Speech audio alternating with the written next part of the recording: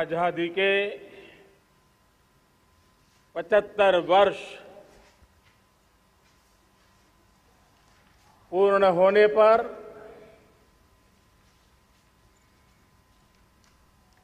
देशवासियों को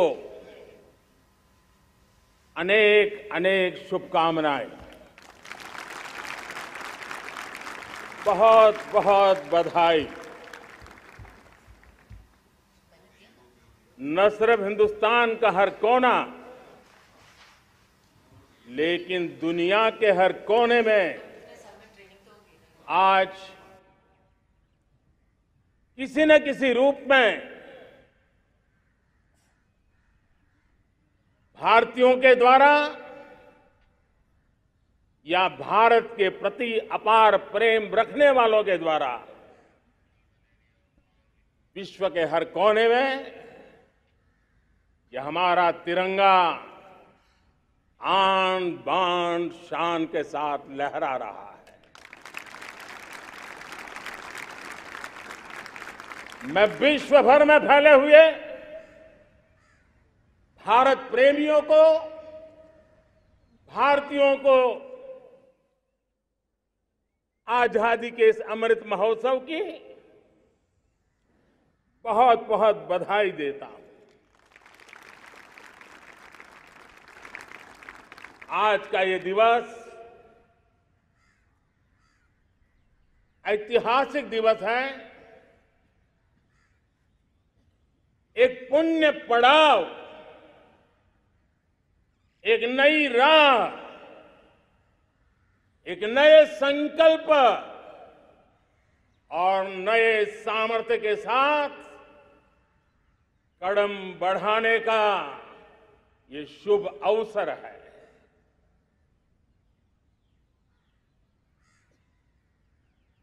आजादी के जंग में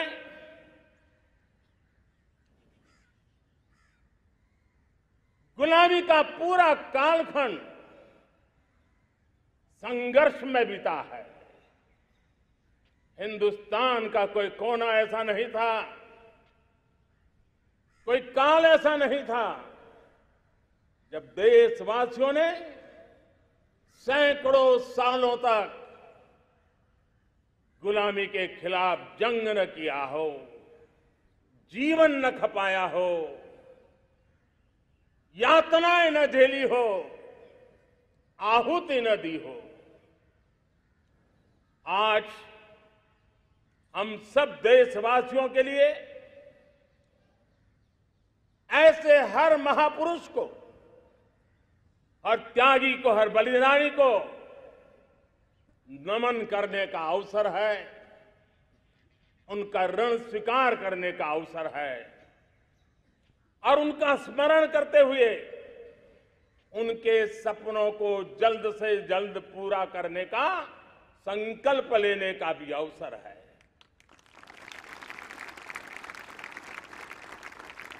हम सभी देशवासी कृतज्ञ हैं पूज्य बापू के, नेताजी सुभाष चंद्र बोस के, बाबा साहब आंबेडकर के, वीर सावरकर के, जिन्होंने कर्तव्य पथ पर जीवन को खपा दिया। कर्तव्य पथ ही उनका जीवन पथ रहा। यह देश कृतज्ञ है मंगल पांडे, तात्या टोपे, भगत सिंह, सुखदेव, राजगुरु, चंद्रशेखर आजाद, अशफाक उल्लाह खान, राम प्रसाद बिस्मिल, अनगिनत ऐसे हमारे क्रांति वीरों ने अंग्रेजों की हुकूमत की नींव हिला दी थी।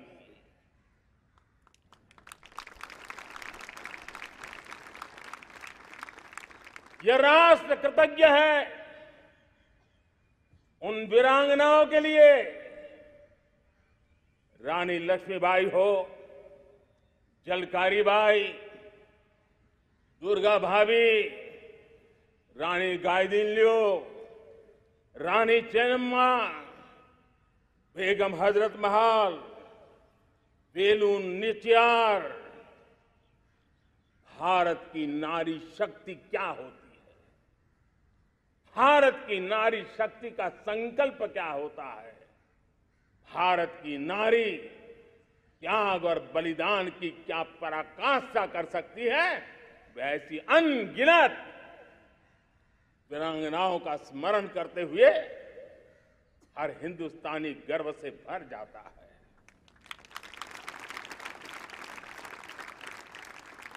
आजादी का जंग भी लड़ने वाले और आजादी के बाद देश बनाने वाले भी, डॉक्टर राजेंद्र प्रसाद जी हो, नेहरू जी हो, सरदार वल्लभ भाई पटेल, श्यामा प्रसाद मुखर्जी, लाल बहादुर शास्त्री, दीनदयाल उपाध्याय, जयप्रकाश नारायण, राम मनोहर लोहिया, आचार्य विनोबा भावे, नानाजी देशमुख, सुब्रमण्यम भारती, अनगिनत ऐसे महापुरुषों को आज नमन करने का अवसर है। जब आजादी के जंग की चर्चा करते हैं तो हम उन जंगलों में जीने वाले हमारे आदिवासी समाज का भी गौरव करना हम नहीं भूल सकते हैं। भगवान बिरसा मुंडा, सिद्धो कान्हू, अल्लूरी सीताराम राजू, गोविंद गुरु, अनगिनत नाम है जिन्होंने आजादी के आंदोलन की आवाज बन करके दूर सुदूर जंगलों में भी मेरे आदिवासी भाई बहनों में, माताओं में, युवकों में मातृभूमि के लिए जीने मरने की प्रेरणा जगाई। ये देश का सौभाग्य रहा है कि आजादी के जंग के कई रूप रहे हैं और उसमें एक रूप वो भी था जिसमें नारायण गुरु हो, स्वामी विवेकानंद हो, महर्षि अरविंदो हो, गुरुदेव रविंद्रनाथ टैगोर हो, ऐसे अनेक महापुरुष हिंदुस्तान के हर कोने में, हर कान में भारत की चेतना को जगाते रहे, भारत को चेतनवंत बनाते रहे। अमृत महोत्सव के दौरान देश ने पूरे एक साल से हम देख रहे हैं, 2021 में दांडी यात्रा से प्रारंभ हुआ, स्मृति दिवस को संवारते हुए हिंदुस्तान के हर जिले में, हर कोने में देशवासियों ने आजादी के अमृत महोत्सव के लक्षावधि कार्यक्रम किए हैं। शायद इतिहास में इतना विशाल, व्यापक, लंबा एक ही मकसद का उत्सव मनाया गया हो, वो शायद ये पहली घटना हुई होगी। और हिंदुस्तान के हर कोने में उन सभी महापुरुषों को याद करने का प्रयास किया गया जिनको किसी न किसी कारणवश इतिहास में जगह न मिली या उनको भुला दिया गया था। आज देश ने खोज खोज करके हर कोने में ऐसे वीरों को, महापुरुषों को, त्यागियों को, बलिदानियों को, सत्याग्रहियों को याद किया, नमन किया। अमृत महोत्सव के दरमियान इन सभी महापुरुषों को नमन करने का अवसर रहा। कल 14 अगस्त को भारत ने विभाजन विभीषिका स्मृति दिवस भी बड़े भारी मन से हृदय के गहरे गांवों को याद करते हुए उन कोटि कोटि जनों ने बहुत कुछ सहन किया था, तिरंगे की शान के लिए सहन किया था, मातृभूमि की मिट्टी से मोहब्बत के कारण सहन किया था और धैर्य नहीं खोया था। भारत के प्रति प्रेम ने नई जिंदगी की शुरुआत करने का उनका संकल्प नमन करने योग्य है, प्रेरणा पाने योग्य है। आज जब हम आजादी का अमृत महोत्सव मना रहे हैं तो पिछले 75 साल में देश के लिए जीने मरने वाले, देश की सुरक्षा करने वाले, देश के संकल्पों को पूरा करने वाले, चाहे सेना के जवान हो, पुलिस के कर्मी हो, शासन में बैठे हुए ब्यूरोक्रेट्स हो, जनप्रतिनिधि हो, स्थानीय स्वराज की संस्थाओं के शासक प्रशासक रहे हो, राज्यों के शासक प्रशासक रहे हो, केंद्र के शासक प्रशासक रहे हो, 75 साल में इन सबके योगदान को भी आज स्मरण करने का अवसर है और देश के कोटि कोटि नागरिकों को भी जिन्होंने 75 साल अनेक प्रकार की कठिनाइयों के बीच भी देश को आगे बढ़ाने के लिए अपने से जो हो सका वो करने का प्रयास किया है। मेरे प्यारे देशवासियों, 75 साल की हमारी ये यात्रा अनेक उतार चढ़ाव से भरी हुई है। सुख दुख की छाया मंडराती रही है और इसके बीच भी हमारे देशवासियों ने उपलब्धियां की है, पुरुषार्थ किया है, हार नहीं मानी है, संकल्पों को ओझल नहीं होने दिया है। और इसलिए और ये भी सच्चाई है कि सैकड़ों सालों के गुलामी के कालखंड ने भारत के मन को, भारत के मानवीय की भावनाओं को गहरे घाव किए थे, गहरी चोटें पहुंचाई थी, लेकिन उसके भीतर एक जिद भी थी, एक जिजीविषा भी थी, एक जुनून भी था, एक जोम भी था।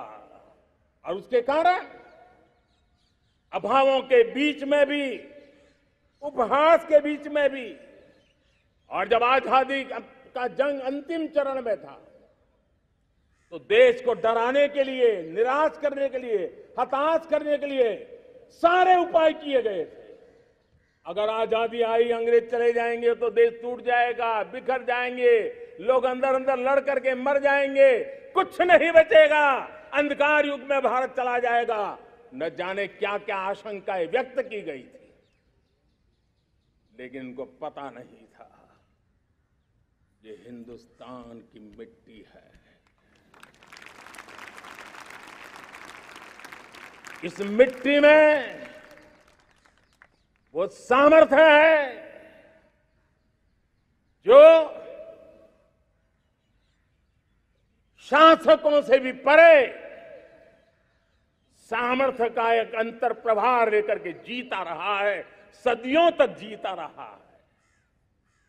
और उसी का परिणाम है हमने क्या कुछ नहीं झेला। कभी अन्न का संकट झेला, कभी युद्ध के शिकार हो गए,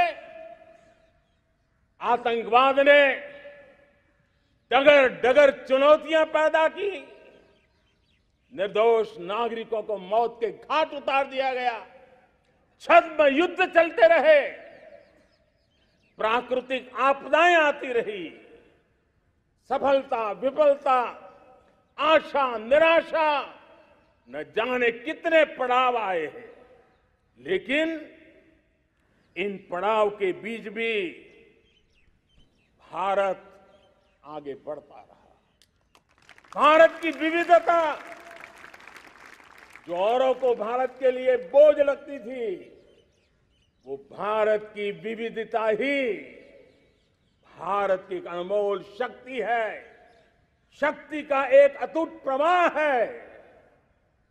और दुनिया को पता नहीं था कि भारत के पास एक इनहेरेंट सामर्थ्य है, एक संस्कार सरिता है, एक मन मस्तिष्क का विचारों का बंधन है, और वो है भारत लोकतंत्र की जननी है, मदर ऑफ डेमोक्रेसी है। और जिनके जहन में लोकतंत्र होता है,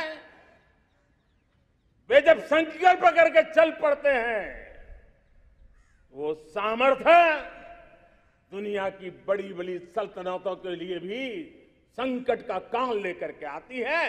ये मदर ऑफ डेमोक्रेसी, ये लोकतंत्र की जननी हमारे भारत ने सिद्ध कर दिया कि हमारे पास ये एक अनमोल सामर्थ्य है। मेरे प्यारे देशवासियों, 75 साल की यात्रा में आशाएं, अपेक्षाएं, उतार चढ़ाव सब कुछ के बीच में हर एक के प्रयास से हम जहां तक पहुंच पाए थे, पहुंचे थे। और 2014 में देशवासियों ने मुझे दायित्व दिया। आजादी के बाद जन्मा हुआ मैं पहला व्यक्ति था जिसको लाल किले से देशवासियों का गौरवगान करने का अवसर मिला था।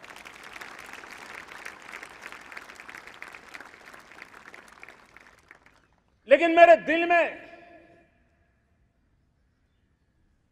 जो भी आप लोगों से सीखा हूं, जितना आप लोगों को जान पाया हूं मेरे देशवासियों, आपके सुख दुख को समझ पाया हूं, देश की आशा अपेक्षाओं के भीतर वो कौन सी आत्मा बसती है, उसको जितना मैं समझ पाया हूं, उसको लेकर के मैंने अपना पूरा कालखंड देश के उन लोगों को एम्पावर करने में खपाया। मेरे दलित हो, शोषित हो, पीड़ित हो, वंचित हो, आदिवासी हो, महिला हो, युवा हो, किसान हो, दिव्यांग हो, पूरब हो, पश्चिम हो, उत्तर हो, दक्षिण हो, समुद्र का तट हो, हिमालय की कंदराएं हो, हर कोने में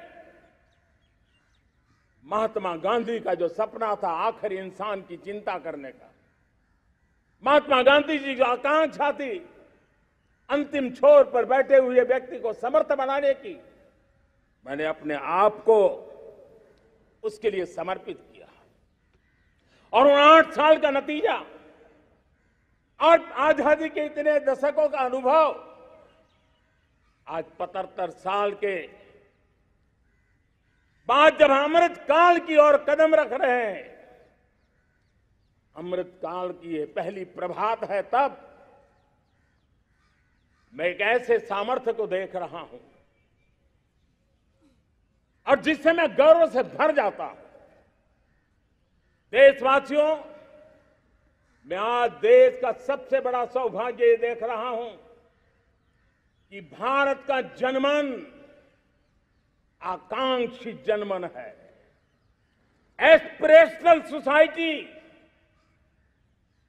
किसी भी देश की बहुत बड़ी अमानत होती है। और हमें गर्व है कि आज हिंदुस्तान के हर कोने में, हर समाज के हर वर्ग में, हर तबके में आकांक्षाएं उफान पर है।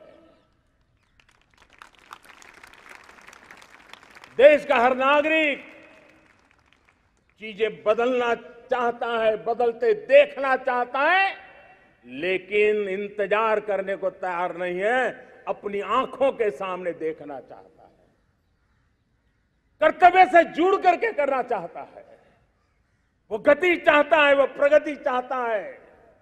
75 साल में संजोए हुए सारे सपने अपने ही आंखों के सामने पूरा करने के लिए वो लालायित है, उत्साहित है, उतावला भी है। कुछ लोगों को इसके कारण संकट हो सकता है, क्योंकि जब एस्पिरेशनल सोसाइटी होती है तब सरकारों को भी तलवार की धार पे चलना पड़ता है, सरकारों को भी समय के साथ दौड़ना पड़ता है। और मुझे विश्वास है, चाहे केंद्र सरकार हो, राज्य सरकार हो, स्थानीय स्वराज की संस्थाएं हो, किसी भी प्रकार की शासन व्यवस्था क्यों न हो, हर किसी को इन एस्पिरेशनल सोसाइटी को एड्रेस करना पड़ेगा। उनकी आकांक्षाओं के लिए हम ज्यादा इंतजार नहीं कर सकते। हमारे इस एस्पिरेशनल सोसाइटी ने लंबे अरसे तक इंतजार किया है, लेकिन अब वो अपनी आने वाली पीढ़ी को इंतजार में जीने के लिए मजबूर करने को तैयार नहीं है। और इसलिए ये अमृत काल का पहली प्रभात हमें उस एस्पिरेशनल सोसाइटी की आकांक्षाओं को पूरा करने के लिए एक बहुत बड़ा सुनहरा अवसर देकर के आई है। मेरे प्यारे देशवासियों, हमने पिछले दिनों देखा है, एक और ताकत का हमने अनुभव किया है, और वो है भारत में एक सामूहिक चेतना का पुनर्जागरण हुआ है। एक सामूहिक चेतना का पुनर्जागरण आजादी के इतने संघर्ष में से जो अमृत था वो अब संजोया जा रहा है, संकलित हो रहा है, संकल्प में परिवर्तित हो रहा है, पुरुषार्थ की पराकाष्ठा जुड़ रही है और सिद्धि का मार्ग नजर आ रहा है। ये चेतना, मैं समझता हूं कि चेतना का जागरण, ये पुनर्जागरण, ये हमारी सबसे बड़ी अमानत है। और ये पुनर्जागरण देखिए,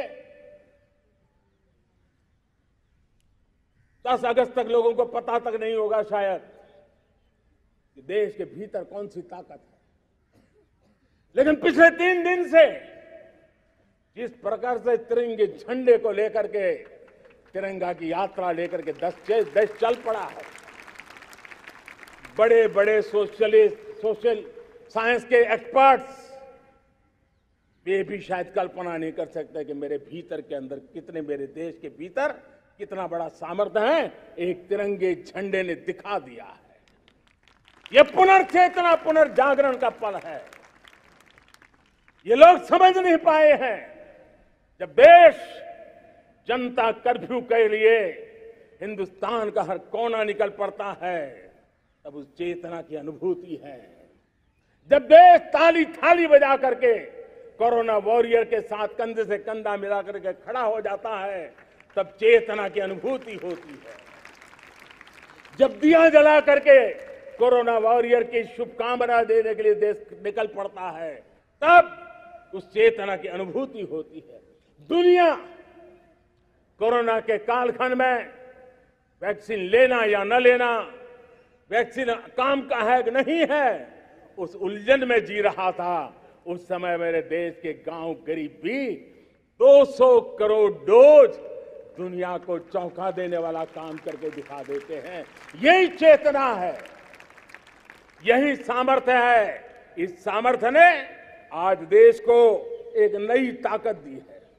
मेरे प्यारे भाइयों बहनों, तीसरा एक महत्वपूर्ण सामर्थ्य मैं देख रहा हूं, जैसे एस्पिरेशनल सोसाइटी, जैसे पुनर्जागरण, वैसे ही आजादी के इतने दशकों के बाद पूरे विश्व का भारत की तरफ देखने का नजरिया बदल चुका है। विश्व भारत की तरफ गर्व से देख रहा है, अपेक्षा से देख रहा है। समस्याओं का समाधान भारत की धरती पर दुनिया खोजने लगी है। दोस्तों, विश्व का ये बदलाव, विश्व की सोच में ये परिवर्तन 75 साल की हमारी अनुभव यात्रा का परिणाम है। हम जिस प्रकार से संकल्पों लेकर चल पड़े हैं, दुनिया इसे देख रही है और आखिरकार विश्व भी उम्मीदें लेकर के जी रहा है। उम्मीदें पूरे करने का सामर्थ्य कहां पड़ा है, वो उसे दिखने लगा है। मैं इसे त्रिशक्ति के रूप में देखता हूं, 3 सामर्थ्य के रूप में देखता हूं। और ये त्रिशक्ति है एस्पिरेशन की, पुनर्जागरण की और विश्व की उम्मीदों की। और इसे पूरा करने के लिए हम जानते हैं दोस्तों, आज दुनिया में एक विश्वास जगने में मेरे देशवासियों की बहुत बड़ी भूमिका है। 130 करोड़ देशवासियों ने कई दशकों के अनुभव के बाद स्थिर सरकार का महत्व क्या होता है, राजनीतिक स्थिरता का महत्व क्या होता है, पॉलिटिकल स्टेबिलिटी दुनिया में किस प्रकार की ताकत दिखा सकती है, नीतियों में कैसा सामर्थ्य होता है, उन नीतियों पर विश्व का कैसे भरोसा बनता है, ये भारत ने दिखाया है और दुनिया भी इसे समझ रही है। और हम जब राजनीतिक स्थिरता हो, नीतियों में गतिशीलता हो, निर्णयों में तेजी हो, सर्वव्यापकता हो, सर्वसमावेशकता हो, तो विकास के लिए हर कोई भागीदार बनता है। हमने सबका साथ सबका विकास का मंत्र लेकर के हम चले थे, लेकिन देखते ही देखते देशवासियों ने सबका विश्वास और सबका प्रयास से उसमें और रंग भर दिए हैं। और इसलिए हमने देखा है हमारी सामूहिक शक्ति को, हमारे सामूहिक सामर्थ्य को हमने देखा है। आजादी का अमृत महोत्सव जिस प्रकार से मनाया गया, जिस प्रकार से हर जिले में 75 अमृत सरोवर बनाने का अभियान चल रहा है, गांव-गांव के लोग जुड़ रहे हैं, कार सेवा कर रहे हैं, अपने प्रयत्नों से अपने गांव में जल संरक्षण के लिए बड़ा अभियान चला रहे हैं। और इसलिए भाइयों बहनों, चाहे स्वच्छता का अभियान हो, चाहे गरीबों के कल्याण का काम हो, देश आज पूरी शक्ति से आगे बढ़ रहा है। लेकिन भाइयों बहनों, हम लोग आजादी के अमृत काल में हमारी 75 साल की यात्रा को, उसका गौरवगान करते रहेंगे, अपनी ही पीठ थपथपाते रहेंगे, तो हमारे सपने कहीं दूर चले जाएंगे। और इसलिए 75 साल का कालखंड कितना ही शानदार रहा हो, कितने ही संकटों वाला रहा हो, कितने ही चुनौतियों वाला रहा हो, कितने ही सपने अधूरे दिखते हो, उसके बावजूद भी आज जब हम अमृत काल में प्रवेश कर रहे हैं, अगले 25 वर्ष हमारे देश के लिए अत्यंत महत्वपूर्ण है। और इसलिए जब मैं आज मेरे सामने लाल किले पर से 130 करोड़ देशवासियों के सामर्थ्य का स्मरण करता हूं, उनके सपनों को देखता हूं, उनके संकल्पों की अनुभूति करता हूं, तो साथियों मुझे लगता है आने वाले 25 साल के लिए हमें उस 5 पंच प्राण पर अपनी शक्ति को केंद्रित करनी होगी, अपने संकल्पों को केंद्रित करना होगा, अपने सामर्थ्य को केंद्रित करना होगा। और हमें उन पंच प्राण को लेकर के 2047 जब आजादी के 100 साल होंगे, आजादी के दीवानों के सारे सपने पूरे करने का जिम्मा उठा करके चलना होगा। जब मैं पंच प्राण की बात करता हूं, तो पहला प्राण, अब देश बड़े संकल्प लेकर के ही चलेगा।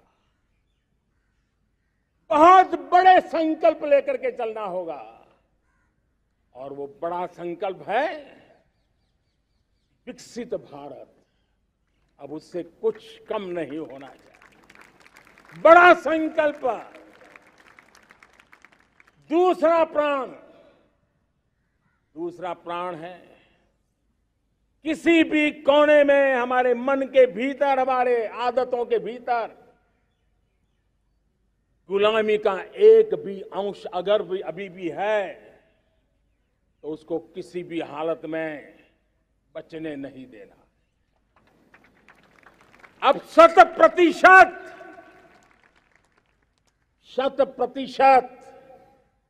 सैकड़ों साल की गुलामी ने जहां हमें जकड़ कर रखा है, हमारे मनोभाव को बांध करके रखा हुआ है, हमारी सोच में विकृतियां पैदा करके रखी है।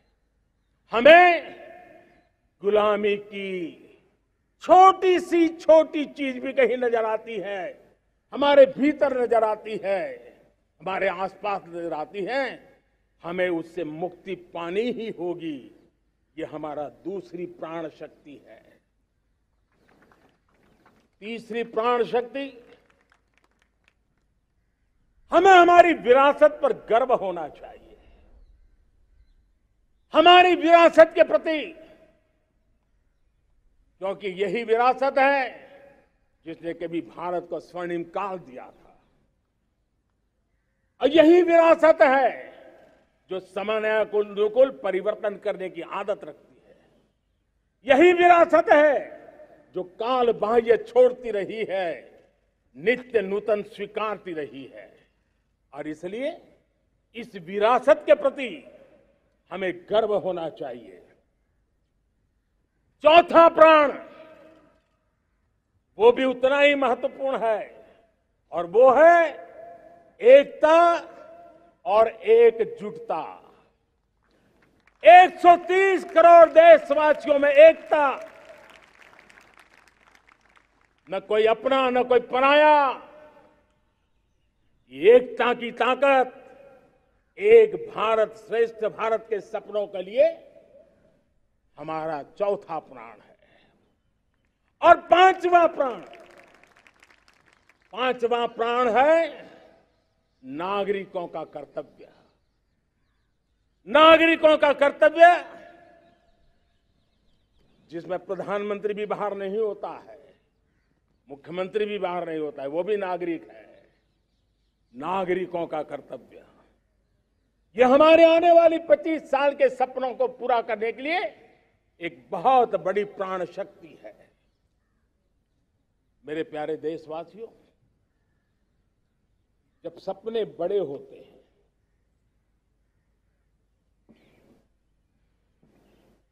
जब संकल्प बड़े होते हैं, तो पुरुषार्थ भी बहुत बड़ा होता है, शक्ति भी बहुत बड़ी मात्रा में जुट जाती है। अब कोई कल्पना कर सकता है कि देश 40-42 के कालखंड को याद कीजिए। देश उठ खड़ा हुआ था, किसी ने हाथ में झाड़ू लिया था, किसी ने तकली ली थी, किसी ने रेंटिया लिया था, किसी ने सत्याग्रह का मार्ग चुना था, किसी ने संघर्ष का मान चुना था, किसी ने क्रांति की वीरता का रास्ता चुना था। लेकिन संकल्प बड़ा था, आजादी। और ताकत देखिए, बड़ा संकल्प था तो आजादी लेके रहे, हम आजाद हो गए। अगर संकल्प छोटा होता, सीमित होता, तो शायद आज भी संघर्ष करने के दिन चालू रहते। लेकिन संकल्प बड़ा था तो हमने हासिल भी किया। मेरे प्यारे देशवासियों, अब आज जब अमृत काल की पहली प्रभात है, तो हमें इस 25 साल में विकसित भारत बना के रहना है। अपनी आंखों के सामने और जो 20, 22, 25 साल के नौजवान मेरे देश के मेरे सामने हैं, मेरे देश के नौजवानों, जब देश आजादी के 100 साल मनाएगा तब आप 50-55 के हुए होंगे। मतलब आपके जीवन का ये स्वर्णिम काल, आपकी उम्र के ये 25-30 साल भारत के सपनों को पूरा करने का काल है। आप संकल्प लेकर के मेरे साथ चल पड़िए साथियों, तिरंगे झंडे की शपथ लेकर के चल पड़िए। हम सब पूरी ताकत से लगे आए। बड़ा संकल्प, मेरा देश विकसित देश होगा, डेवलप कंट्री होगा। विकास के हर पैरामीटर में हम मानव केंद्रीय व्यवस्था को विकसित करेंगे। हमारे केंद्र में मानव होगा, हमारे केंद्र में के मानव की आशा आकांक्षाएं होगी। हम जानते हैं भारत जब बड़े संकल्प करता है तो करके भी दिखाता है। जब मैंने यहां स्वच्छता की बात कही थी मेरे पहले भाषण में, देश चल पड़ा, जिससे जहां हो सका स्वच्छता की ओर आगे बढ़ा और गंदगी के प्रति नफरत एक स्वभाव बनता गया। यही तो देश है जिसने इसको करके दिखाया है और कर भी रहा है, आगे भी कर रहा है। यही तो देश है जिसने वैक्सीनेशन, दुनिया दुविधा में थी, 200 करोड़ का लक्ष्य पार कर लिया, समय सीमा में कर लिया, पुराने सारे रिकॉर्ड तोड़ के कर लिया। ये देश कर सकता है। हमने तय किया था देश को खाड़ी के तेल पर हम गुजारा करते हैं, झाड़ी के तेल की ओर कैसे बढ़े। 10% इथेनॉल ब्लेंडिंग का सपना बड़ा लगता था, पुराना इतिहास बताता था संभव नहीं है, लेकिन समय से पहले 10% इथेनॉल ब्लेंडिंग करके देश ने इस सपने को पूरा कर दिया। भाइयों बहनों, 2.5 करोड़ लोगों को इतने कम समय में बिजली कनेक्शन पहुंचाना छोटा काम नहीं था, देश ने करके दिखाया। लाखों परिवारों के घर में जल से नल, नल से जल, नल से जल पहुंचाने का काम आज देश तेज गति से कर रहा है। खुले में शौच से मुक्ति भारत के अंदर आज संभव हो पाया है। मेरे प्यारे देशवासियों, अनुभव कहता है कि एक बार हम सब संकल्प लेकर के चल पड़े तो हम निर्धारित लक्ष्यों को पार कर सकते हैं। रिन्यूएबल एनर्जी का लक्ष्य हो, देश में नए मेडिकल कॉलेज बनाने का इरादा हो, डॉक्टरों की तैयारी करवानी हो, हर क्षेत्र में पहले से गति बहुत बड़ी है। और इसलिए मैं कहता हूं अब आने वाले 25 साल बड़े संकल्प के हो। यही हमारा प्राण, वही हमारा प्रण भी होना चाहिए। दूसरी बात मैंने कही है, उस प्राण शक्ति की मैंने चर्चा की है कि गुलामी की मानसिकता। देश की सोचिए भाइयों, कब तक दुनिया हमें सर्टिफिकेट बांटती रहेगी? कब तक दुनिया के सर्टिफिकेट पर हम गुजारा करेंगे? क्या हम अपने मानक नहीं बनाएंगे? क्या 130 करोड़ का देश अपने मानकों को पार करने के लिए पुरुषार्थ नहीं कर सकता है? हमें किसी भी हालत में औरों के जैसा दिखने की कोशिश करने की जरूरत नहीं है। हम जैसे हैं वैसे, लेकिन सामर्थ्य के साथ खड़े होंगे, ये हमारा मिजाज होना चाहिए। हमें गुलामी से मुक्ति चाहिए। हमारे मन के भीतर दूर दूर 7 समंदर के नीचे भी गुलामी का तत्व नहीं बच रहना चाहिए। और मैं आशा देखता हूं जिस प्रकार से नई राष्ट्रीय शिक्षा नीति बनी है, जिस मंथन के साथ बनी है, कोटि कोटि लोगों के विचार प्रवाह को संकलित करते हुए बनी है, और भारत की धरती की जमीन से जुड़ी हुई शिक्षा नीति बनी। रसकस हमारी धरती के मिले हैं। हमने जो कौशल्य पर बल दिया है, ये एक ऐसा सामर्थ्य है जो हमें गुलामी से मुक्ति की ताकत देगा। हमने देखा है कभी कभी तो हमारी टैलेंट भाषा के बंधनों में बन जाती है। ये गुलामी की मानसिकता का परिणाम है। हमें हमारे देश की हर भाषा पे गर्व होना चाहिए। वो हमें भाषा आती हो या ना आती हो, लेकिन मेरे देश की भाषा है, मेरे पूर्वजों ने दुनिया को दी हुई ये भेंट सौगात है, हमें गर्व होना चाहिए। मेरे साथियों, आज डिजिटल इंडिया का रूप हम देख रहे हैं, स्टार्टअप देख रहे हैं। कौन लोग हैं? ये वो टैलेंट है जो टियर 2, टियर 3 सिटी में किसी गांव गरीब के परिवार में बसे हुए लोग हैं। ये हमारे नौजवान हैं जो आज नई नई खोज के साथ दुनिया के सामने आ रहे हैं। गुलामी की मानसिकता हमें उसे तिलांजलि देनी पड़ेगी, अपने सामर्थ्य पे भरोसा करना होगा। दूसरी एक बात जो मैंने कही, तीसरी मेरी प्राण शक्ति की बात है, वो है हमारी विरासत पर हमें गर्व होना चाहिए। जब हम अपनी धरती से जुड़ेंगे, जब हम अपनी धरती से जुड़ेंगे, तभी तो ऊंचा उड़ेंगे।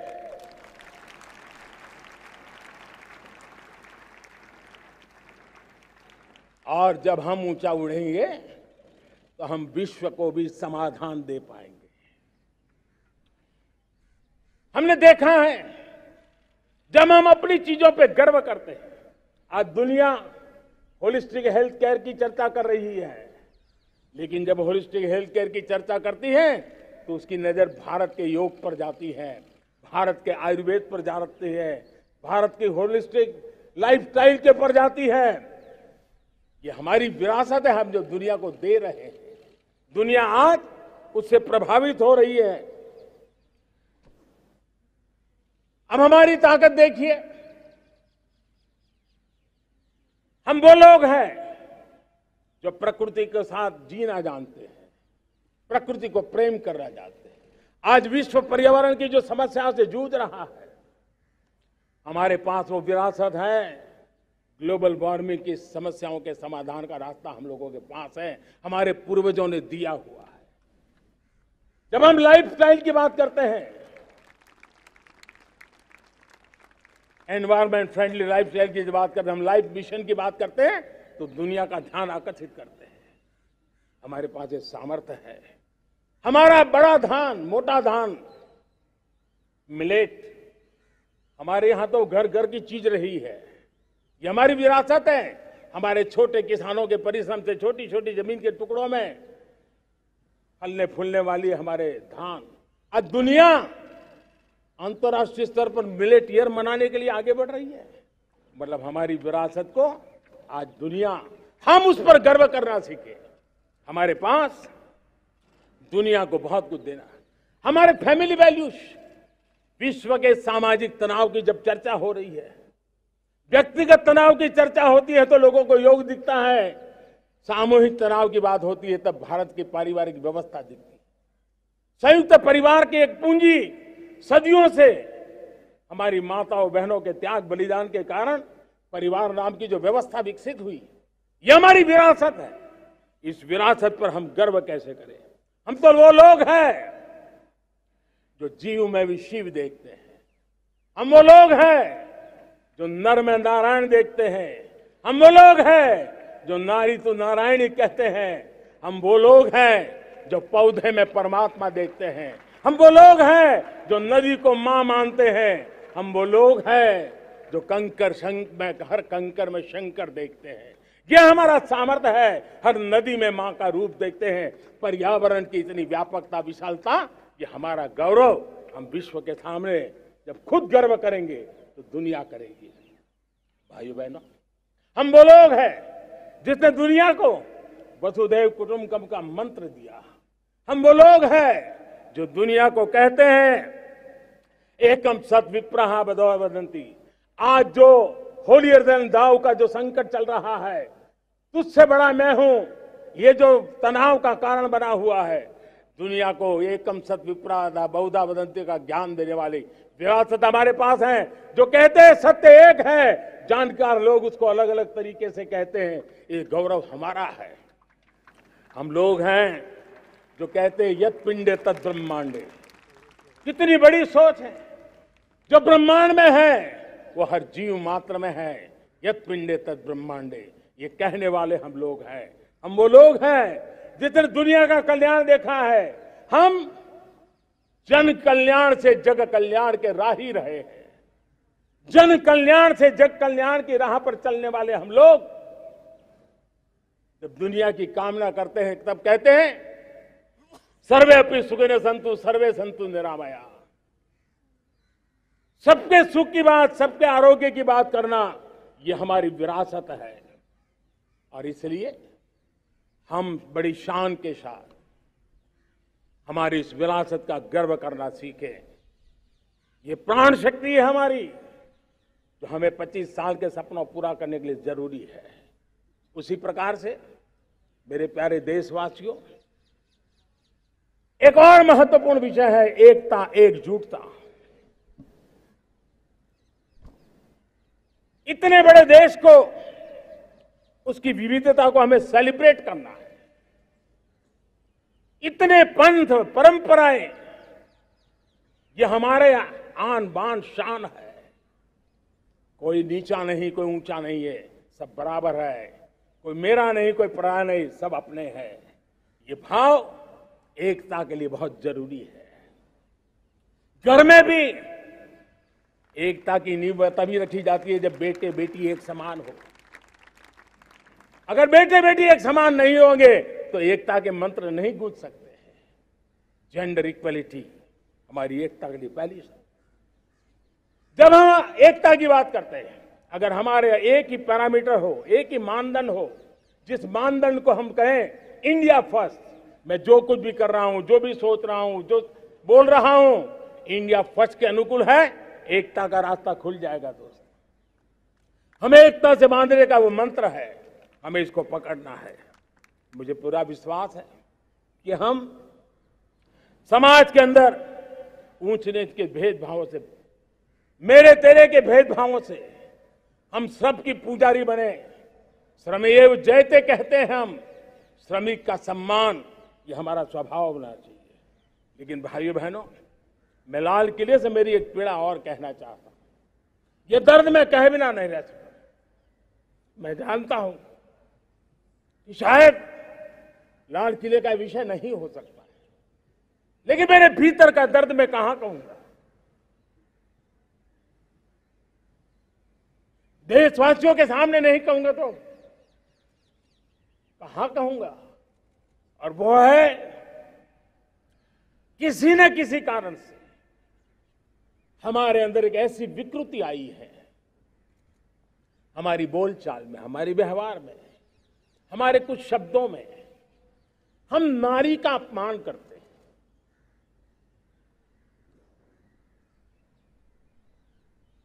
क्या हम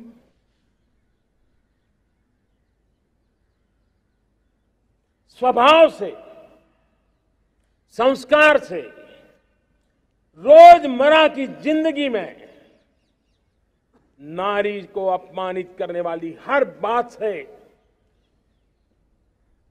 मुक्ति का संकल्प ले सकते हैं?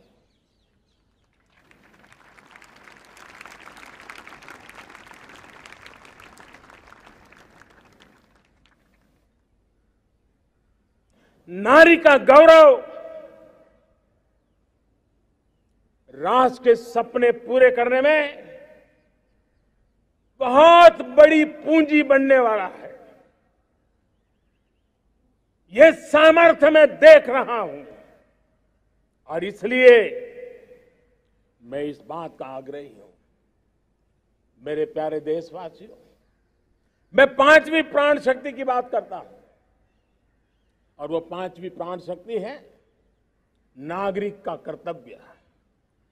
दुनिया में जिन जिन देशों ने प्रगति की है, जिन जिन देशों ने कुछ अचीव किया है, व्यक्तिगत जीवन में भी जिसने अचीव किया है, कुछ बातें उभर करके सामने आती हैं।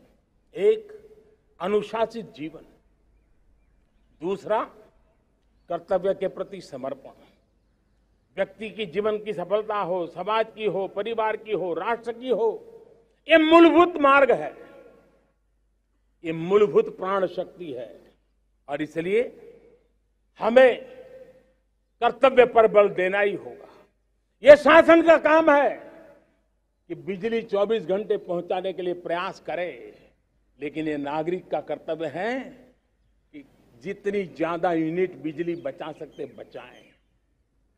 हर खेत में पानी पहुंचाना सरकार की जिम्मेवारी है, सरकार का प्रयास है, लेकिन पर ड्रॉप मोर क्रॉप, पानी बचाते हुए आगे बढ़ना, मेरे हर खेत से आवाज उठनी चाहिए।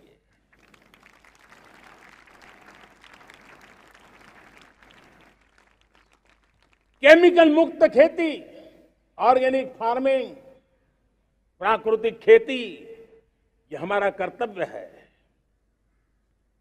साथियों, चाहे पुलिस हो या पीपल हो, शासक हो या प्रशासक हो, ये नागरिक कर्तव्य से कोई अछूता नहीं हो सकता है। हर कोई अगर नागरिक के कर्तव्यों को निभाएगा तो मुझे विश्वास है कि हम इच्छित लक्ष्य को प्राप्त करने में समय से पहले सिद्धि प्राप्त कर सकते हैं। मेरे प्यारे देशवासियों,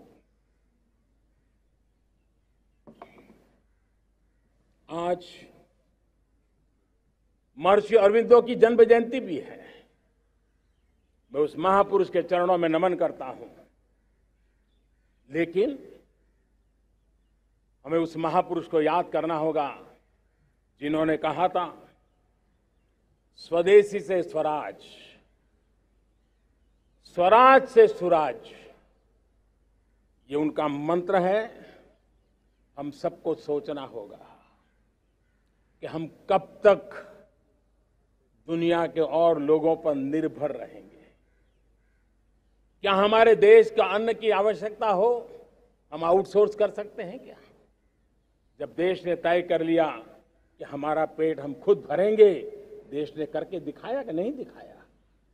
एक बार संकल्प लेते हैं तो होता है दोस्त। और इसलिए आत्मनिर्भर भारत, ये हर नागरिक का, हर सरकार का, समाज के हर इकाई का ये दायित्व बन जाता है। ये आत्मनिर्भर भारत, ये सरकारी एजेंडा, सरकारी कार्यक्रम नहीं है। ये समाज का जन आंदोलन है जिसे हमें आगे बढ़ाना है। मेरे साथियों, आज जब ये बात हमने सुनी, आजादी के 75 साल के बाद जिस आवाज को सुनने के लिए हमारे कान तरस रहे थे, 75 साल के बाद वो आवाज सुनाई दी है। 75 साल के बाद लाल किले पर से तिरंगे को सलामी देने का काम पहली बार मेड इन इंडिया तोप ने किया है। कौन हिंदुस्तानी होगा जिसको ये बात, एक आवाज उसे नई प्रेरणा, ताकत नहीं दी? और इसलिए मेरे प्यारे भाई बहनों, मैं आज मेरे देश के सेना के जवानों का हृदय से अभिनंदन करना चाहता हूं।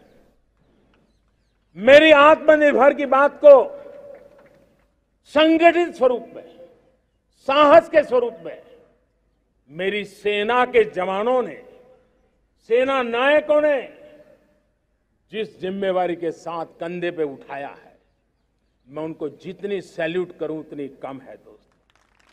उनको आज मैं सलाम करता हूं, क्योंकि सेना का जवान मौत को मुट्ठी में लेकर के चलता है।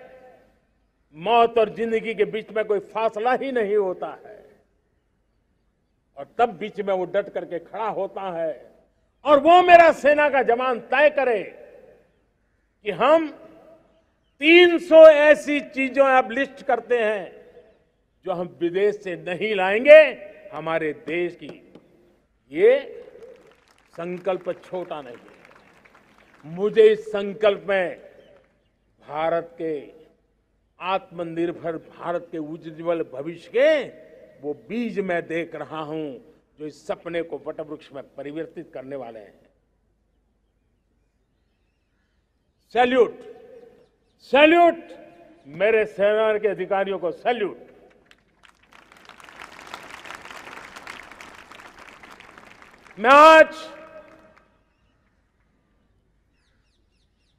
मैं मेरे छोटे छोटे बालकों को 5 साल 7 साल की आयु के बालक, उनको भी सैल्यूट करना चाहता हूं, उनको भी सलाम करना चाहता हूं। जब देश के सामने चेतना जगी, मैंने सैकड़ों परिवारों से सुना है 5-5, 7 साल के बच्चे घर में कह रहे हैं कि अब हम विदेशी खिलौने से नहीं खेलते। 5 साल का बच्चा घर में विदेशी खिलौने से नहीं खेलेंगे, ये जब संकल्प करता है ना, तब आत्मनिर्भर भारत उसकी रगों में दौड़ता है।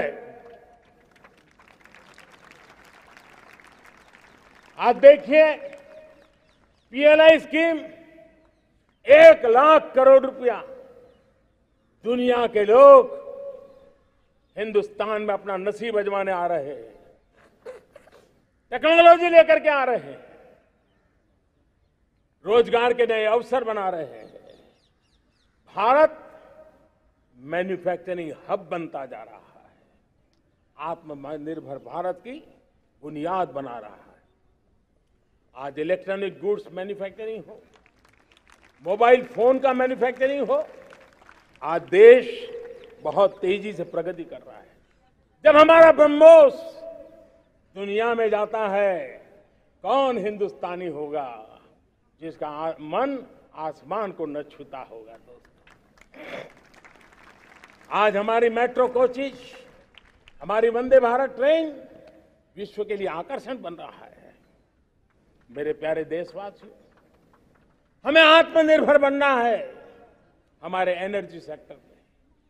हम कब तक एनर्जी के सेक्टर में किसी और पर डिपेंडेंट रहेंगे? और हमें सोलार का क्षेत्र हो, विंड एनर्जी का क्षेत्र हो, रिन्यूएबल के और भी जो रास्ते हो, मिशन हाइड्रोजन हो, बायोफ्यूल की कोशिश हो, इलेक्ट्रिक व्हीकल पर जाने की बात हो, हमें आत्मनिर्भर बन करके इन व्यवस्थाओं को आगे बढ़ाना होगा। मेरे प्यारे देशवासियों, आज प्राकृतिक खेती भी आत्मनिर्भर का एक मार्ग है। फर्टिलाइजर से जितनी ज्यादा मुक्ति, आज देश में नैनो फर्टिलाइजर के कारखाने की नई आशा लेकर के आए हैं। लेकिन प्राकृतिक खेती, केमिकल फ्री खेती आत्मनिर्भर को ताकत दे सकती है। आज देश में रोजगार के क्षेत्र में ग्रीन जॉब के नए नए क्षेत्र बहुत तेजी से खुल रहे हैं। भारत ने नीतियों के द्वारा स्पेस को खोल दिया है। ड्रोन की बहुत दुनिया में सबसे प्रगतिशील पॉलिसी लेकर के आए हैं। हमने देश के नौजवानों के लिए नए द्वार खोल दिए हैं। मेरे प्यारे भाइयों बहनों, मैं प्राइवेट सेक्टर को भी आह्वान करता हूं, आइए हमें विश्व में छा जाना है। आत्मनिर्भर भारत का यह भी सपना है कि दुनिया को भी जो आवश्यकताएं हैं उसको पूरा करने में भारत पीछे नहीं जाएगा। हमारे लघु उद्योग हो, सूक्ष्म उद्योग हो, कुटीर उद्योग हो, जीरो डिफेक्ट जीरो इफेक्ट हमें उस करके हमें दुनिया में जाना होगा। हमें स्वदेशी पर गर्व करना होगा। मेरे प्यारे देशवासियों, हम बार बार लाल बहादुर शास्त्री जी को याद करते हैं। जय जवान जय किसान का उनका मंत्र आज भी देश के लिए प्रेरणा है। बाद में अटल बिहारी वाजपेयी जी ने जय विज्ञान कह करके उसमें एक कड़ी जोड़ दी थी और देश ने उसको प्राथमिकता दी थी। लेकिन अब अमृतकाल के लिए एक और अनिवार्यता है और वो है जय अनुसंधान। जय जवान जय किसान जय विज्ञान जय अनुसंधान, इनोवेशन। और मुझे मेरे देश की युवा पीढ़ी में भरोसा है। इनोवेशन की ताकत देखिए, आज हमारा यूपीआई भीम, हमारा डिजिटल पेमेंट, फिनटेक की दुनिया में हमारा स्थान, आज विश्व में रियल टाइम 40% अगर डिजिटल फाइनेंशियल का ट्रांजैक्शन होता है तो मेरे देश में हो रहा है। हिंदुस्तान ने ये करके दिखाया है। मेरे प्यारे देशवासियों, अब हम 5G के दौर की ओर कदम रख रहे हैं। बहुत दूर इंतजार नहीं करना होगा, हम कदम मिलाने वाले हैं। हम ऑप्टिकल फाइबर गांव-गांव में पहुंचा रहे हैं। डिजिटल इंडिया का सपना गांव से गुजरेगा, ये मुझे पूरी जानकारी है। आज मुझे खुशी है, हिंदुस्तान के 4 लाख कॉमन सर्विस सेंटर्स गांवों में विकसित हो रहे हैं।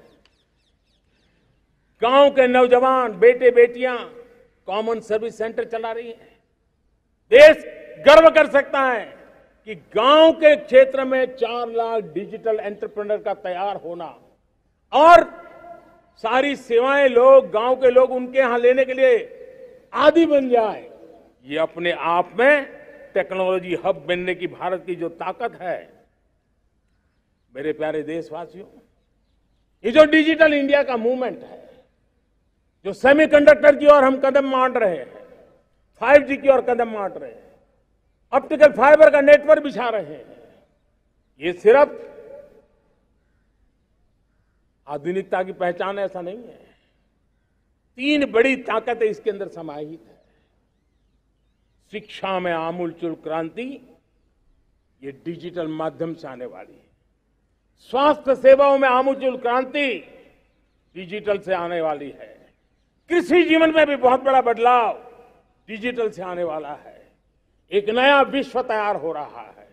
भारत उसे आगे बढ़ाने के लिए, और मैं साफ देख रहा हूं दोस्तों, ये डेकेड मानव जात के लिए टेकेड का समय है, टेक्नोलॉजी का डेकेड है। भारत के लिए तो ये टेकेड जिसका मन टेक्नोलॉजी से जुड़ा हुआ है, आईटी की दुनिया में भारत ने अपना एक लोहा बनवा लिया है, तो ये टेकेड का सामर्थ्य भारत के प्यास है। हमारा अटल इनोवेशन मिशन, हमारे इंक्यूबेशन सेंटर, हमारे स्टार्टअप एक नया पूरा क्षेत्र का विकास कर रहे हैं। युवा पीढ़ी के लिए नए अवसर लेकर के आ रहे हैं। स्पेस मिशन की बात हो, हमारा डीप ओशन मिशन की बात हो, समुद्र की गहराई में जाना हो या हमें आसमान को छूना हो, ये नए क्षेत्र हैं जिसको लेकर के हम आगे बढ़ रहे हैं। मेरे प्यारे देशवासियों, हम इस बात को न भूलें, और भारत ने सदियों से देखा हुआ है, जैसे देश में कुछ नमूना रूप कामों की जरूरत होती है, कुछ बड़ी बड़ी ऊंचाइयों की जरूरत होती है, लेकिन साथ साथ धरातल पर मजबूती बहुत आवश्यक होती है। भारत की आर्थिक विकास की संभावनाएं धरातल की मजबूती से जुड़ी हुई है, और इसलिए हमारे छोटे किसान, उनका सामर्थ्य, हमारे छोटे उद्यमी, उनका सामर्थ्य, हमारे लघु उद्योग, कुटीर उद्योग, सूक्ष्म उद्योग, रेहड़ी पटरी वाले लोग, घरों में काम करने वाले लोग, ऑटो रिक्शा चलाने वाले लोग, बस सेवाएं देने वाले लोग, ये समाज का जो सबसे बड़ा तबका है, इसका सामर्थ्यवान होना भारत के सामर्थ्य की गारंटी है। और इसलिए हमारे आर्थिक विकास की ये जो मूलभूत जमीनी ताकत है, उस ताकत को सर्वाधिक बल देने की दिशा में हमारा प्रयास चल रहा है। मेरे प्यारे देशवासियों, हमारे पास 75 साल का अनुभव है। हमने 75 साल में कई सारी सिद्धियां भी प्राप्त की हैं। हमने 75 साल के अनुभव में नए सपने भी संजोए हैं, नए संकल्प भी लिए हैं। लेकिन अमृतकाल के लिए हमारे मानव संसाधन का ऑप्टिमम आउटकम कैसे हो, हमारी प्राकृतिक संपदा का ऑप्टिमम आउटकम कैसे हो, इस लक्ष्य को लेकर के हमें चलना है। और तब मैं पिछले कुछ सालों से अनुभव से कह चाहता हूं, आपने देखा होगा आज अदालत के अंदर देखिए, हमारी वकील के क्षेत्र में काम करने वाले हमारी नारी शक्ति किस ताकत के साथ नजर आ रही है। आप ग्रामीण क्षेत्र में जनप्रतिनिधि के रूप में देखिए, हमारी नारी शक्ति किस मिजाज से, समर्पित भाव से अपनी गांवों की समस्याओं को सुलझाने में लगी हुई है। आज ज्ञान का क्षेत्र देख लीजिए, विज्ञान का क्षेत्र देख लीजिए, हमारे देश की नारी शक्ति सिरमौर नजर आ रही है। आज हम पुलिस में देखें, हमारी नारी शक्ति लोगों की सुरक्षा की जिम्मेवारी उठा रही है। हम जीवन के हर क्षेत्र में देखें, खेलकूद का मैदान देखें या युद्ध की भूमि देखें, भारत की नारी शक्ति एक नए सामर्थ्य, नए विश्वास के साथ आगे आ रही है। मैं इसको भारत की 75 साल की जो यात्रा में जो योगदान है, उसमें अब कई गुना योगदान आने वाले 25 साल में मैं मेरी नारी शक्ति का देख रहा हूं, मेरी माताओं, बहनों का, मेरी बेटियों का देख रहा हूं। और इसलिए ये सारे हिसाब किताब से ऊपर है, सारे आपके पैरामीटर से अतिरिक्त है। हम इस पर जितना ध्यान देंगे, हम जितने ज्यादा अवसर हमारी बेटियों को देंगे, जितनी सुविधाएं हमारी बेटियों के लिए केंद्रित करेंगे, आप देखना वो हमें बहुत कुछ लौटा करके देगी। वो देश को इस ऊंचाई पर ले जाएगी। इस अमृत काल में जो सपने पूरे करने में जो मेहनत लगने वाली है, अगर हमारी नारी शक्ति की मेहनत जुड़ जाएगी, व्यापक रूप से जुड़ जाएगी, तो हमारी मेहनत कम होगी, हमारा समय सीमा भी कम हो जाएगी, हमारे सपने और तेजस्वी होंगे, और ओजस्वी होंगे, और दैदीप्यमान होंगे। और इसलिए आइए साथियों, हम जिम्मेवारियों को लेकर आगे बढ़े। मैं आज भारत के संविधान के निर्माताओं का भी धन्यवाद करना चाहता हूं, तो उन्होंने जो हमें फेडरल स्ट्रक्चर दिया है, उसके स्पिरिट को बनाते हुए, उसकी भावनाओं का आदर करते हुए हम कंधे से कंधा मिला करके इस अमृत काल में चलेंगे, तो सपने साकार होकर के रहेंगे। कार्यक्रम भिन्न हो सकते हैं, कार्यशैली भिन्न हो सकती है, लेकिन संकल्प भिन्न नहीं हो सकते। राष्ट्र के लिए सपने भिन्न नहीं हो सकते। आइए हम एक ऐसे युग के अंदर आगे बढ़े। मुझे याद है, जब मैं गुजरात का मुख्यमंत्री था, केंद्र में हमारे विचार की सरकार नहीं थी, लेकिन मेरे गुजरात में हर जगह पे मैं एक ही मंत्र लेके चलता था कि भारत के विकास के लिए गुजरात का विकास, भारत का विकास हम कहीं पर भी हो, हम सबके मन मस्तिष्क में रहना चाहिए। हमारे देश के कई राज्य हैं जिन्होंने देश को आगे बढ़ाने में बहुत भूमिका अदा की है, नेतृत्व किया है, कई क्षेत्रों में उदाहरण काम किए हैं। ये हमारे फेडरलिज्म को ताकत देते हैं। लेकिन आज समय की मांग है कि हमें कोऑपरेटिव फेडरलिज्म के साथ साथ कोऑपरेटिव कॉम्पिटिटिव फेडरलिज्म की जरूरत है। हमें विकास की स्पर्धा की जरूरत है। हर राज्य को लगना चाहिए वो राज्य आगे निकल गया, मैं इतनी मेहनत करूंगा, मैं आगे निकल जाऊंगा। उसने ये 10 अच्छे काम किए हैं, मैं 15 अच्छे काम करके दिखाऊंगा। उसने 3 साल में पूरा किया है, मैं 2 साल में करके दिखाऊंगा। हमारे राज्यों के बीच में, हमारी सर्विस सरकार की सभी इकाइयों के बीच में वो स्पर्धा का वातावरण चाहिए जो हमें विकास की नई ऊंचाइयों पर ले जाने के लिए प्रयास करे। मेरे प्यारे देशवासियों, इस 25 वर्ष का अमृतकाल के लिए जब हम चर्चा करते हैं, तब मैं जानता हूं चुनौतियां अनेक हैं, मर्यादाएं अनेक हैं, मुसीबतें भी हैं, बहुत कुछ है। हम इसको कम नहीं आंकते हैं, रास्ते खोजते हैं, लगातार कोशिश कर रहे हैं। लेकिन 2 विषयों को तो मैं यहां आज चर्चा करना चाहता हूं। चर्चा अनेक विषयों पर हो सकती है, लेकिन मैं अभी समय की सीमा के कारण 2 विषयों पर चर्चा करता हूं। और मैं मानता हूं हमारे इन सारी चुनौतियों को कारण, विकृतियों के कारण, बीमारियों के कारण इस 25 साल का अमृतकाल, उस पर शायद अगर हमने समय रहते नहीं चेते, समय रहते समाधान नहीं किए, तो वो ये विकराल रूप ले सकते हैं। और इसलिए मैं सबकी चर्चा न करते हुए 2 पर जरूर चर्चा करना चाहता हूं। एक है भ्रष्टाचार, दूसरा है भाई भतीजावाद, परिवारवाद। भारत जैसे लोकतंत्र में जहां लोग गरीबी से जूझ रहे हैं, जब ये तरफ से देखते हैं कि एक तरफ वो लोग हैं जिनके पास रहने के लिए जगह नहीं है, दूसरी पार वो तरफ लोग हैं जिनको अपना चोरी किया हुआ माल रखने के लिए जगह नहीं है, ये स्थिति अच्छी नहीं है। और इसलिए हमें भ्रष्टाचार के खिलाफ पूरी ताकत से लड़ना है।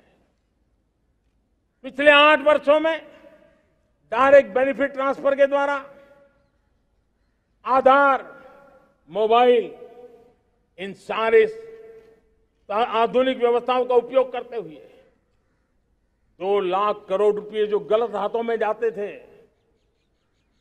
उसको बचा करके देश की भलाई के लिए काम लगाने में हम सफल हुए हैं।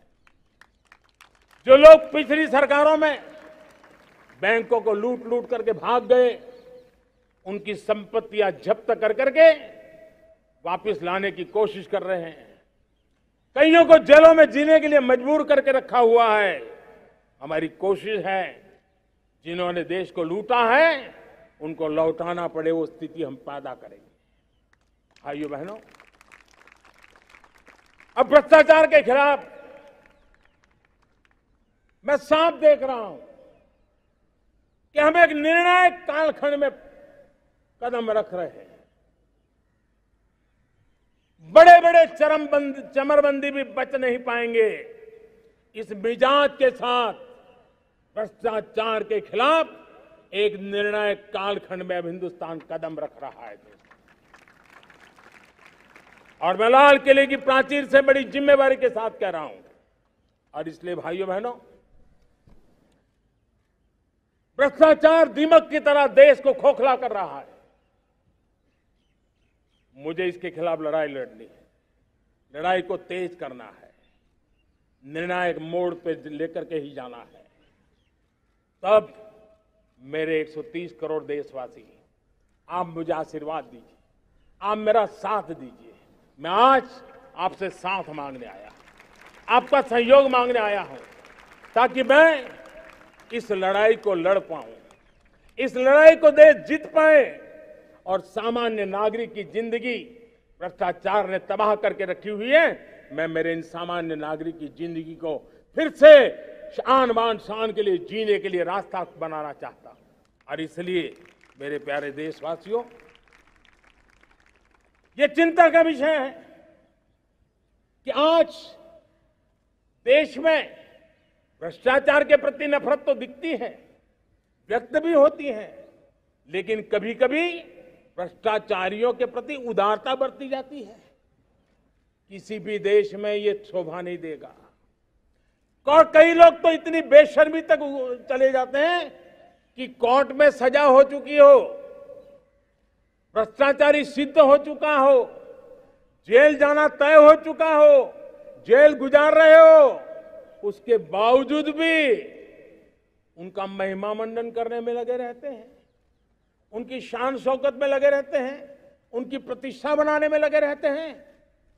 अगर जब तक समाज में गंदगी के प्रति नफरत नहीं होती है, स्वच्छता की चेतना जगती नहीं है। जब तक भ्रष्टाचार और भ्रष्टाचारी के प्रति नफरत का भाव पैदा नहीं होता है, सामाजिक रूप से उसको नीचा देखने के लिए मजबूर नहीं करते, तब तक एक मानसिकता खत्म होने वाली नहीं है। और इसलिए भ्रष्टाचार के प्रति भी और भ्रष्टाचारियों के प्रति भी हमें बहुत जागरूक होने की जरूरत है। दूसरी एक चर्चा मैं करना चाहता हूं, भाई भतीजावाद। और जब मैं भाई भतीजावाद, परिवारवाद की बात करता हूं तो लोगों को लगता है मैं सिर्फ राजनीतिक क्षेत्र की बात करता हूं। जी नहीं, दुर्भाग्य से राजनीतिक क्षेत्र की उस बुराई ने हिंदुस्तान की हर संस्थाओं में परिवारवाद को पोषित कर दिया है। परिवारवाद हमारी अनेक संस्थाओं को अपने में लपेटे हुए है और उसके कारण मेरे देश की टैलेंट को नुकसान होता है, मेरे देश के सामर्थ्य को नुकसान होता है। जिनके पास अवसर की संभावनाएं हैं, वो परिवारवाद, भाई भतीजे के बाद बाहर रह जाता है। भ्रष्टाचार का भी कारण ये भी एक बन जाता है, ताकि उसका कोई भाई भतीजे के कार्य आसरा नहीं है तो लगता है चलो भाई कहीं से खरीद करके के जगह बना लूं। इस परिवारवाद से, भाई भतीजावाद से हमें हर संस्थाओं में एक नफरत पैदा करनी पड़ी होगी, जागरूकता पैदा करनी होगी, तब हम हमारी संस्थाओं को बचा पाएंगे। संस्थाओं के उज्जवल भविष्य के लिए बहुत आवश्यक है। उसी प्रकार से राजनीति में भी परिवारवाद ने देश के सामर्थ्य को सबसे सारा अन्याय किया है। परिवारवादी राजनीति परिवार की भलाई के लिए होती है, उसको देश की भलाई से कोई लेना देना नहीं होता है। और इसलिए लाल किले की प्राचीर से तिरंगे झंडे के आन बान शान के नीचे भारत के संविधान का स्मरण करते हुए मैं देशवासियों को खुले मन से कहना चाहता हूं, आइए हिंदुस्तान के राजनीति के शुद्धिकरण के लिए भी, हिंदुस्तान की सभी संस्थाओं के शुद्धिकरण के लिए भी हमें देश को इस परिवारवादी मानसिकता से मुक्ति दिला करके योग्यता के आधार पर देश को आगे ले जाने की ओर बढ़ना होगा। यह अनिवार्यता है, वरना हर किसी का मन कुंठित रहता है कि मैं उसके लिए योग्य था, मुझे नहीं मिला क्योंकि मेरा कोई चाचा, मामा, पिता, दादा, दादी, नाना, नानी कोई वहां थे नहीं। ये मनस्थिति किसी भी देश के लिए अच्छी नहीं। मेरे देश के नौजवानों, मैं आपके उज्जवल भविष्य के लिए, आपके सपनों के लिए, मैं भाई भतीजावाद के खिलाफ लड़ाई में आपका साथ चाहता हूं। परिवारवादी राजनीति के खिलाफ लड़ाई में मैं आपका साथ चाहता हूं। ये संवैधानिक जिम्मेवारी मानता हूं मैं, ये लोकतंत्र की जिम्मेवारी मानता हूं मैं, ये लाल किले के प्राचीर से कही गई बात की ताकत में मानता हूं और इसलिए मैं आज आपका अवसर चाहता हूं। हमने देखा पिछले दिनों खेलों में, ऐसा तो नहीं है कि देश के पास पहले प्रतिभाएं नहीं रही होंगी, ऐसा तो नहीं है कि खेलकूद की दुनिया में हिंदुस्तान के नौजवान, हमारे बेटे बेटियां कुछ कर नहीं सकते, लेकिन सिलेक्शन भाई भतीजेवाद की चैनल से गुजरते थे और उसके कारण वो खेल के मैदान तक, उस देश तक तो पहुंच जाते थे। जीत हार से उन्हें लेना देना नहीं था, लेकिन जब ट्रांसपेरेंसी आई, योग्यता के आधार पर खिलाड़ियों का चयन होने लगा, पूर्ण पारदर्शिता से खेल के मैदान में सामर्थ्य का सम्मान होने लगा, आज देखिए दुनिया में खेल के मैदान में भारत का तिरंगा फहरता है, भारत का राष्ट्रगान गाया जाता है, गर्व होता है और परिवारवाद से मुक्ति होती है, भाई भतीजावाद से मुक्ति होती है, तो ये नतीजे आते हैं। मेरे प्यारे देशवासियों, ये ठीक है, चुनौतियां बहुत हैं। अगर इस देश के सामने करोड़ों संकट है तो करोड़ों समाधान भी है, और मेरा 130 करोड़ देशवासियों पर भरोसा है। 130 करोड़ देशवासी निर्धारित लक्ष्य के साथ, संकल्प के प्रति समर्पण के साथ, जब 130 करोड़ देशवासी एक कदम आगे रखते हैं ना, तो हिंदुस्तान 130 करोड़ कदम आगे बढ़ जाता है। इस सामर्थ्य को लेकर के हमने आगे बढ़ना है।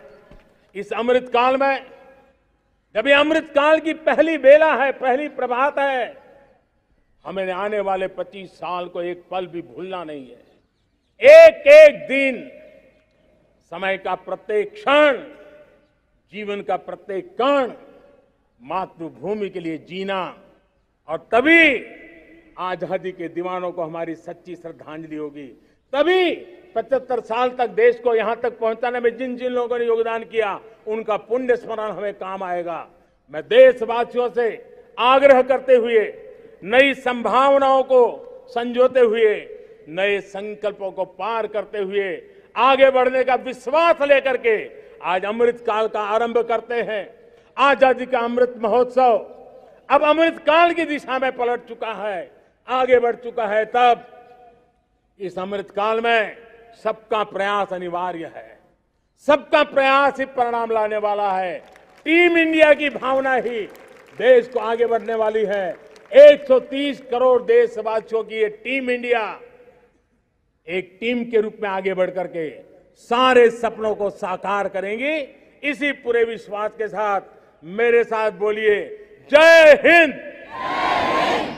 जय हिंद, जय हिंद, भारत माता की, भारत माता की, भारत माता की, वंदे वंदे वंदे। बहुत बहुत धन्यवाद।